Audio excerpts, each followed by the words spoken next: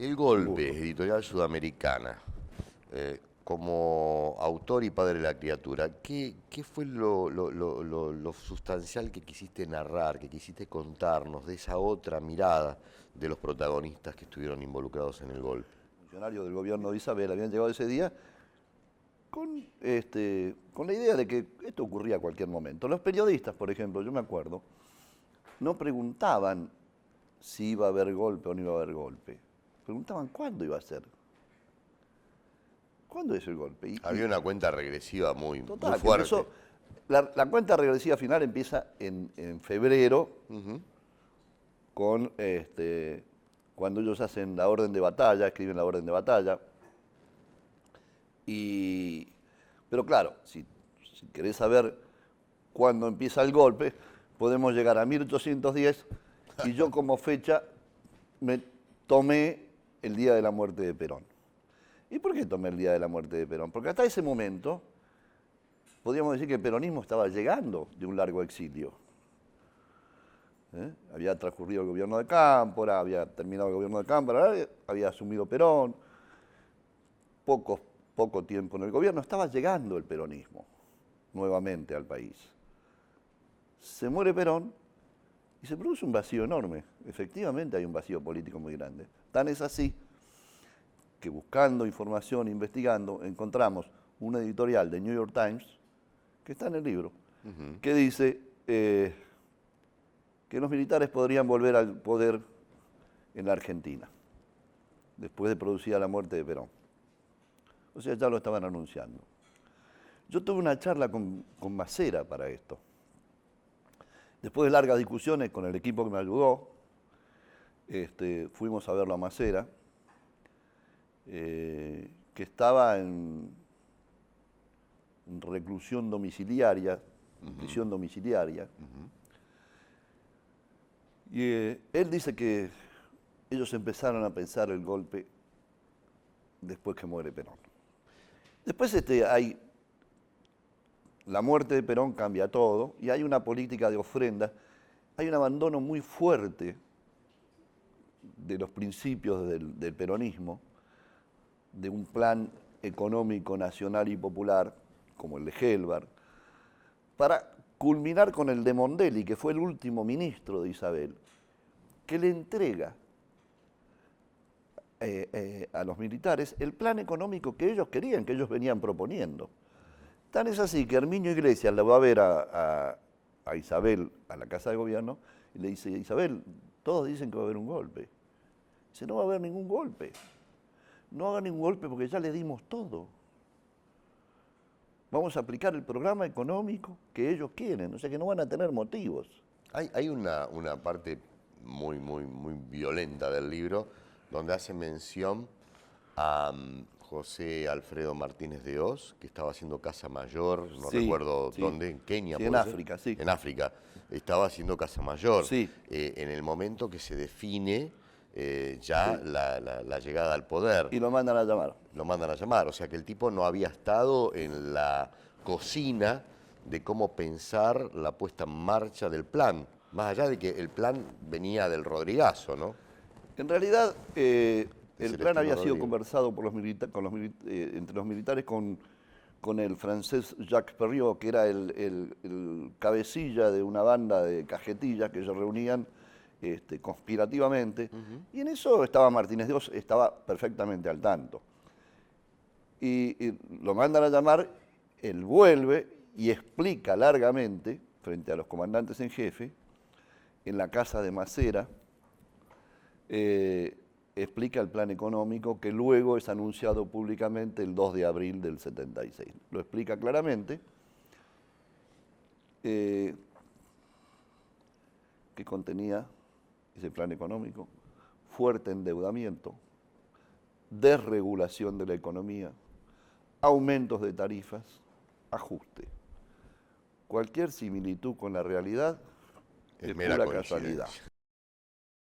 ¿Existió en aquel momento una asociación de los grupos económicos dominantes que junto con otros grupos dominantes como el político sindical, como vertientes políticas conservadoras y otras populares, pero que estaban luchando en sociedad con las conservadoras? ¿O fue un diseño pensado desde el afuera con los sectores económicos concentrados? Yo creo que fue pensado desde afuera, pero se fueron sumando. Se fueron sumando sectores que impensados. Y además, no solo sectores impensados, sino que explícitamente, o tácitamente, hubo también un aval de la población. Fue lo único que yo pude, en lo que yo pude coincidir con el ex almirante Macera en esa conversación que tuve para que me contara hasta el día del golpe, no el proceso. Porque en cuanto empezaba a hablar, en cuanto empezaba a contar cómo habían matado a mis amigos, yo le decía, volvamos al tema. ¿Cómo pudiste hacer esa entrevista, Macera? Esa entrevista fue gestada por otra persona, una chica que me acompañó en el libro, me ayudó en el trabajo, Cecilia, cuyo padre había desaparecido y ella tenía la sospecha de que había desaparecido a manos de la Marina. Ella hizo todo el trabajo de tomar contacto y Macera aceptó.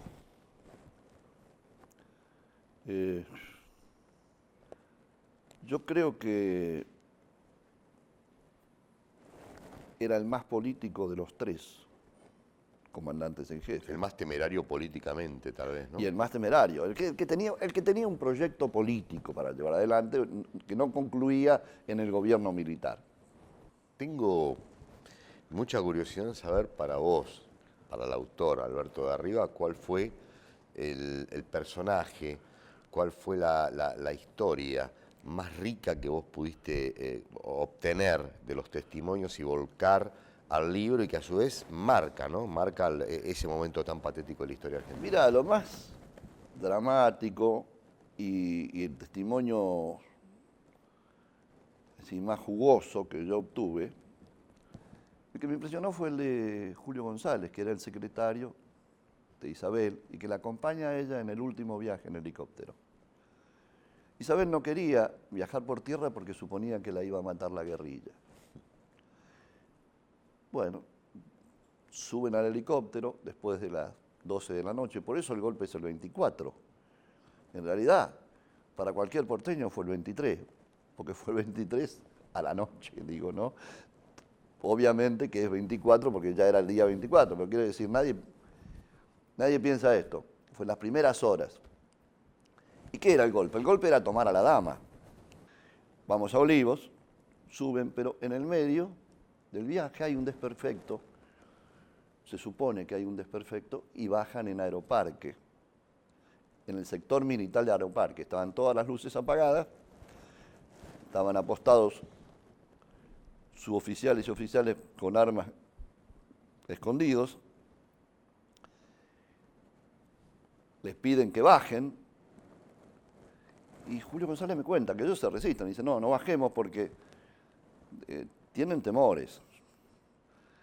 Y Isabel venía repitiendo, no, es pura acción psicológica, vamos.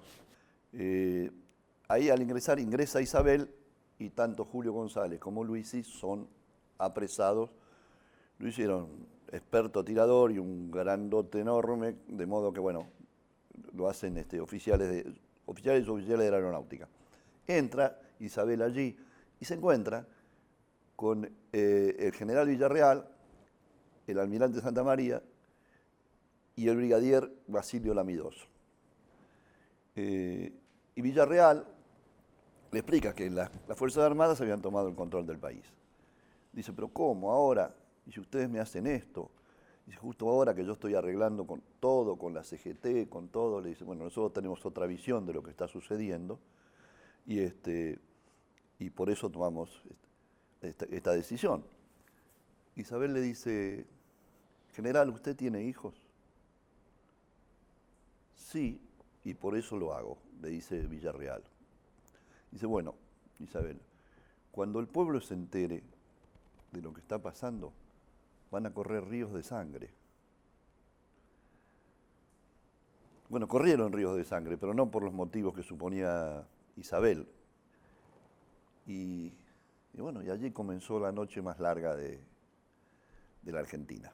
Quisiera que me des tu impresión, porque un querido amigo, un historiador, Norberto Galazo, habla de los últimos minutos de Perón. Yo sé que hay distintas miradas sobre ese tema, ¿no? ¿Qué versión tenés vos o qué lectura? Yo tengo la versión del final, de los últimos momentos de Perón, que es que López Rega lo toma de las piernas. López Rega a López Perón. Rega toma de las piernas a Perón. Ajá. Perón ya muerto o en los instantes finales, lo sacude. Volvamos, faraón, le dice, volvamos.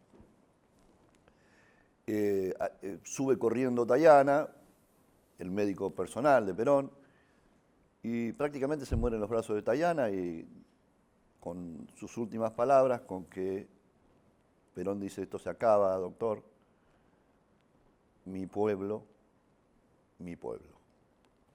¿Qué pensás que se jugaba en la historia y en el país en ese momento? ¿Qué estaba en juego? ¿Qué se jugaba en la historia? Y en el país en ese momento. Bueno, lo que se juega allí nuevamente, a ver, el golpe lo que intentaba era borrar para siempre a la sociedad populista. No era un golpe contra un partido político, era un golpe contra... Es la vieja pelea, la misma pelea que vivimos ahora entre el modelo nacional y popular y este otro nuevo modelo que es absolutamente conservador.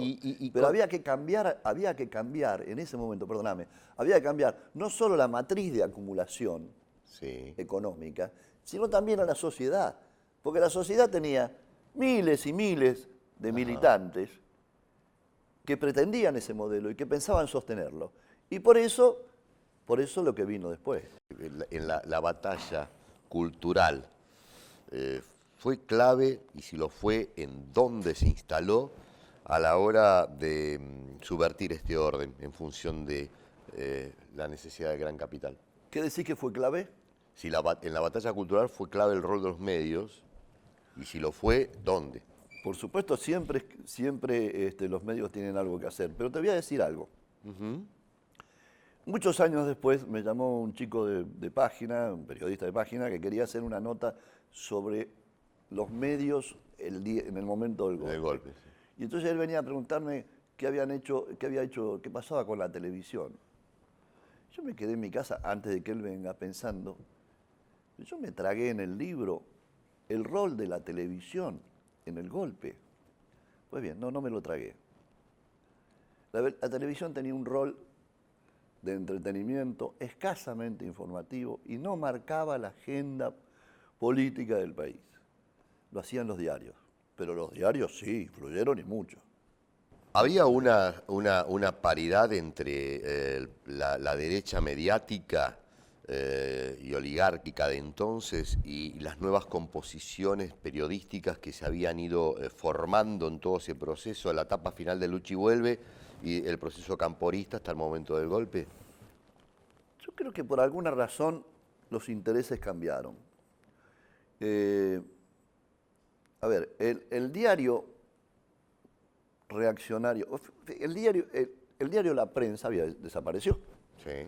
Era el diario más reaccionario que tenía el país al momento de la muerte de Perón, a tal punto que es el único medio que se atreve a volver a mencionar al dictador depuesto, al tirano prófugo, que esas eran las fórmulas con que se mencionaba a Perón durante el exilio de Perón. El día de la muerte, con el país entero llorando, los peronistas llorando y los antiperonistas temblando porque, bueno, después de Perón era el abismo, la prensa publica ese editorial. El diario La Nación era un diario muy vinculado, mucho más vinculado a la oligarquía vacuna. Yo creo que hoy tiene muchos más intereses que tienen que ver con el sector financiero. Clarín era un diario bastante popular. Era un diario desarrollista, industrialista. Me parece que hoy es otra cosa.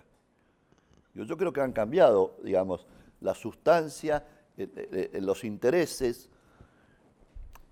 Hilando fino, en el fondo son lo mismo, digo, pero hilando fino han cambiado los intereses. Yo recuerdo una de las tapas de Clarín que revela muchas cosas, ¿no? Nuevo gobierno, Sí. Cuando asumía una dictadura, un golpe de Estado. Totalmente. ¿No?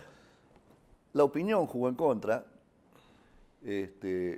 Los diarios anunciaron el golpe, todo está terminado. La Razón era hipergolpista.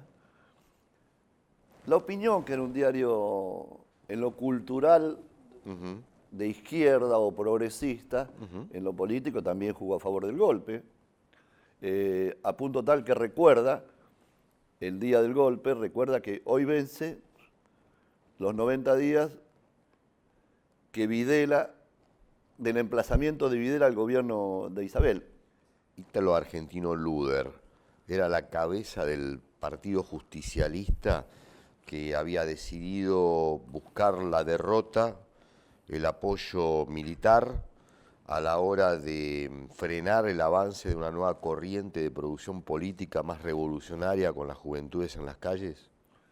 Luder era el candidato de un sector de las Fuerzas Armadas para reemplazar a Isabel.